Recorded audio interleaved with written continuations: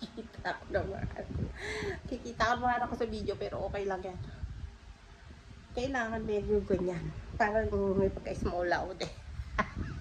Small loud eh, uy, uroy. Hi guys! Welcome sa aking vlog. Guys, ito syempre, panibagong araw na naman mga lalabs ang aking bahay. Alam nyo na, nakita nyo naman yung aking background, pero hindi ko yan pwedeng pa andarin kasi syempre magagalit naman si Lolo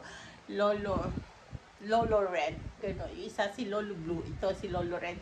Guys, alam niyo, meron ako mga short video at thank you so much for those who appreciate my videos, my short videos. Guys, nag-viral yung some of my short videos are going to viral and many viewers. Thank you so much to all the viewers. Please click likes and share naman. And thank you so much doon sa mga nag-share ng ating short video. Guys, alam nyo ba?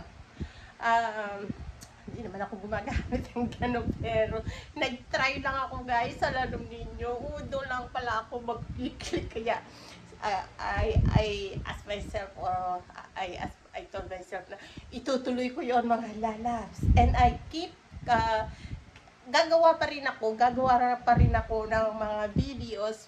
Mali ninyo, ano na naman ulit na pagbigyan na naman ng pagkakataon na gamitin natin yung mga iba-ibang bagay para sa mapaganda pa yung ating mga video na ating papalabas para sa inyo guys. Happy naman si Ate Inday. Daldal ko guys, oo, ganyan ako talaga. So, sa ngayon mga lalabs ay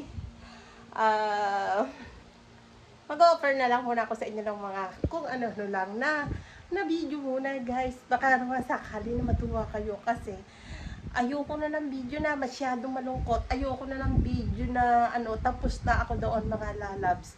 Ngayon yung Marisa talaga, yung Inday Maris talaga ay babalik na sa ating mga video. Ayan, yung masigla. Yes, yung masigla at iwas na sa anumang pag-iisip at para hindi magkasakit. Magawa kaya yon. Oo guys, pipilitin ko yan, gawin ko yan para sa aking sarili at gusto ko nang bumalik dito sa kay Lolo Red. So mga friends ko yan, sa aking mga subscribers, sa aking mga friends dyan, dito kay Lolo Ren. Inday Maris is back to back to the future. Andito na si Inday Maris guys. At saka hindi ko maintindihan kasi yung mata ko masyadong malabo. Wala akong salamin, medyo may sira talaga yung salamin ko guys. Natanggal yung isa dito. Kaya ngayon hindi ko maalaman kung ano ba talaga yung tsura ng mukha ko. So pasensya na kayo. At kahit pa paano na, naglagay ako ng kulay. Tapos nilagyan ko ito ng konting guhit-guhit mga lalabs kasi wala na akong pangguhit. Put-put na talaga. O, di ba? Pero sige lang, basta maayos. Basta okay naman ang ating yung aking video. Basta maayos lang, di ba guys? No, sige. Bye-bye. See you. Marami pa akong gagawin. Masyado na akong istorbo sa akin. Sige. Mamaya na ng konti. Bye.